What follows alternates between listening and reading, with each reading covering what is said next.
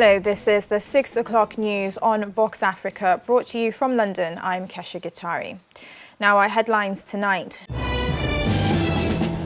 9 people have been killed following a spate of suicide attacks in the Nigerian city of Maiduguri. An investigation into the alleged suicide of South African anti-apartheid activist Ahmed Timol is reopened. And Pakistan's government orders an inquiry into a fuel tanker fire that claimed more than 150 lives.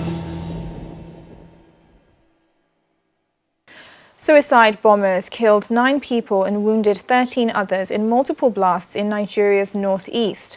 A number of suicide bomb attacks by suspected members of the jihadist group Boko Haram have taken place in the capital of Borno State, Maiduguri, and its surrounding regions in the last few weeks, including blasts that killed 12 people on June 19th and a June 7th raid, which left 14 dead. Borno police said a male suicide bomber killed a security guard after entering the University of Maiduguri near the city centre on Sunday evening.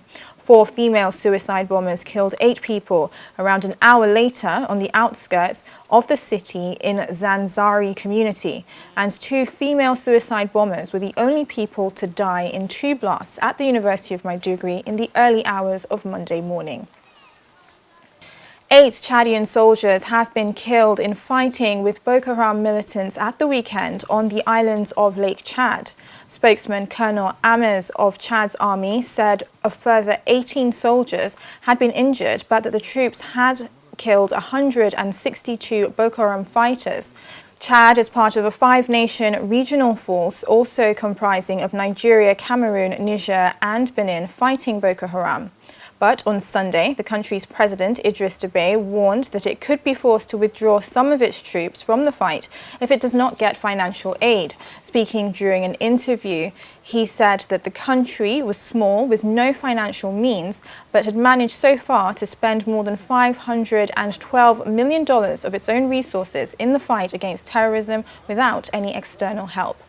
The end of 2017 to early 2018 have been earmarked as a possible withdrawal timetable. Cameroon's defense minister visited the country's restive far north on Friday. The area is regularly hit by Nigerian-based Boko Haram jihadists. A double suicide attack last Wednesday killed 6 civilians. The deadly blast happened in Kolkafta, where 9 people also died in a double suicide bombing in earlier June. The region, which borders Nigeria, has seen a resurgence in attacks blamed on Boko Haram after months of relative calm.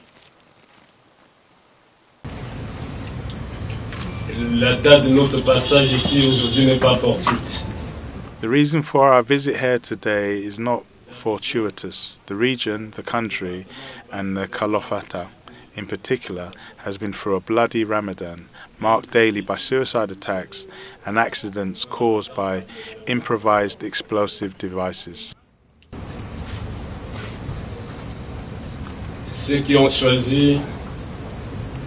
Those who have chosen to lose their life by killing others must understand that the actions are not at all going to weaken the resolve of our troops.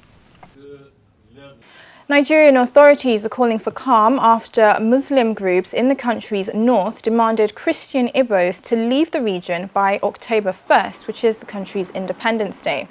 On June 8th, the Awera Youth Consultative Forum issued its directive, which also stated northerners living outside of the region should return. Despite state and federal governments renouncing and condemning of the order, Igbos in the region have expressed their concerns.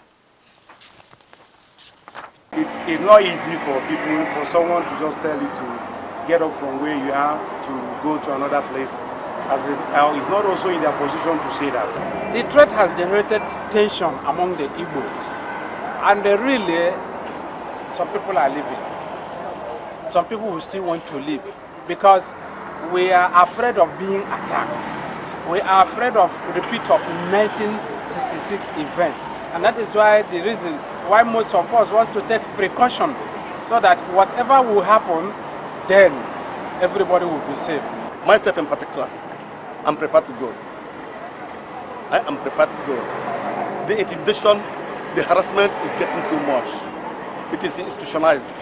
People gathered to pay tribute to the 5 victims of an attack by an Al-Qaeda-linked jihadist alliance on the Kambala-Lecompton resort in Mali. The group, to support Islam and Muslims, claimed responsibility for the attack, claiming in a statement that 3 of its martyrs had killed Westerners in the assault. 3 foreigners, a Malian civilian and a Malian soldier, were killed in the latest high-profile assault on the North and West Africa, targeting locals and tourists, including in neighbouring Burkina Faso and Ivory Coast.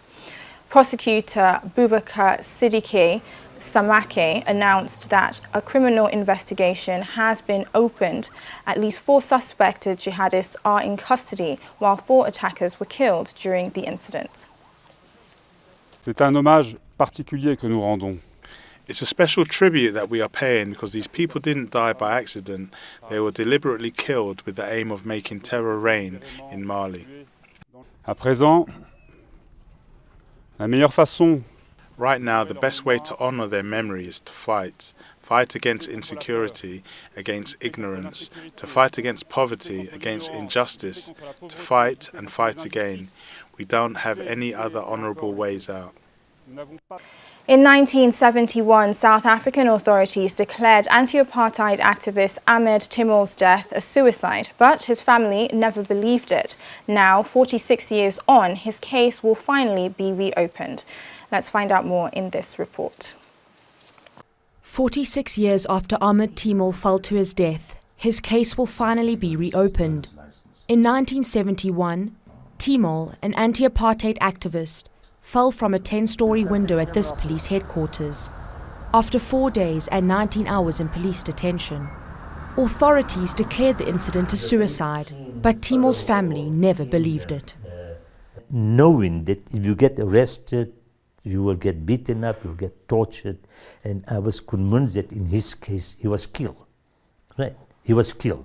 Now, whether he was pushed out of the window or whether he was forced to jump, or one can't tell. But over the years, I always said that Ahmed was killed in police custody. Timol was arrested at a roadblock where the police found illegal pamphlets in the boot of his car. While teaching at a high school, he was working underground for the South African Communist Party and the armed wing of the African National Congress.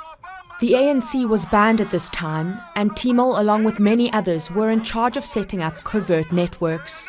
When you actually begin to track the forensic evidence, it's absolutely clear that there's no way that his body could be in such a state if he had just jumped himself.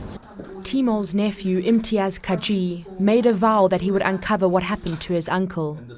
When he first brought the case forward to the National Prosecuting Authority in 2002, it was turned down.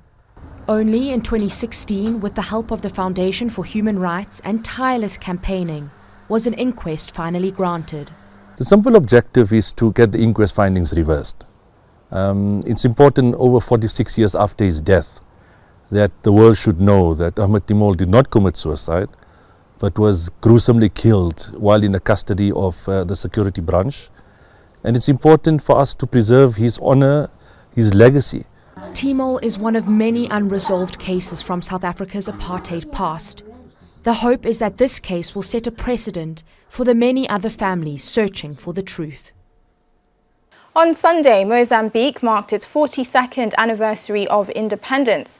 On June 25th in 1975, after a civil resistance movement known as the Carnation Revolution, the country succeeded in achieving an end to 470 years of Portuguese colonial rule in the East African region by securing its independence. President Filipe Nyusi laid a wreath at the Maputo Monument to honour Mozambican heroes, and went on to announce that by the end of Monday, Mozambican defence and security forces will leave a further 8 positions near the Gorongosa mountain range in the central province of Sofala. Mr. Nyusi said the withdrawal is intended to maintain mutual trust between the government and the rebel movement Renamo. An audit by the New York-based forensic accountants Kroll has revealed that state companies at the center of Mozambique's debt scandal failed to account for more than $500 million of more than $2 billion in loans. During Sunday's Independence Day celebrations, President Philip Nyusi reacted to the audit's findings.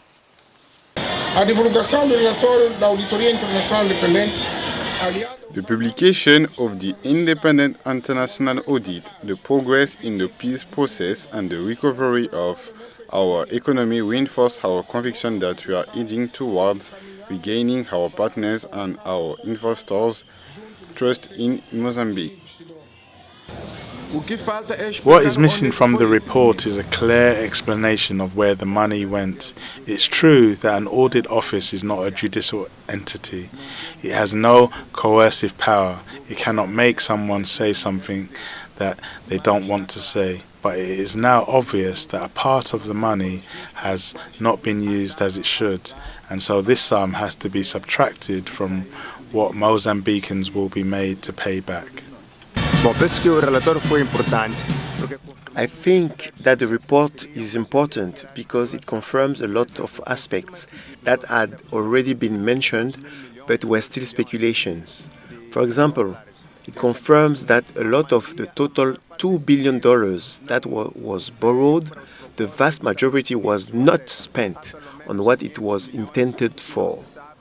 There are at least $500 million whose whereabouts are unknown, and that Kroll hasn't been able to find. Pledges to the tune of $358 million have been made towards supporting refugees in Uganda. The money, however, falls short of the $2 billion needed to help the government cope with the growing demands of refugees. The pledges were made at the Solidarity Conference Summit in the capital, Kampala. Uganda currently hosts more than 1.2 million refugees from neighbouring countries, the majority of whom are from South Sudan. On the first day, $358 million.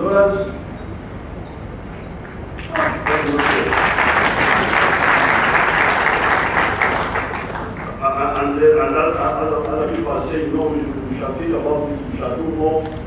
I think this is really excellent. I think it is a very good start. But we cannot stop. We need to go on. And several of the countries today said that they were not able to pledge now, but they will be announcing in the next few weeks additional amounts. So I think we can congratulate Uganda and the rest of Uganda because this initiative is, in my opinion, a success. We have now IGAD, the African Union and the UN totally aligned with the same very clear position. A very clear position regarding the need of the cessation of hostilities in South Sudan, and a very clear position regarding the need of a comprehensive dialogue involving all the relevant parties to make sure that there is a peaceful future in South Sudan. Now it's time for a short commercial break, but still to come on this evening's programme. A youth activist in the Democratic Republic of Congo has allegedly been detained by authorities without cause. Entrepreneurs in South Africa's township of Soweto are working to boost its economy. And in Britain, the Conservative and DUP parties agree on a government deal.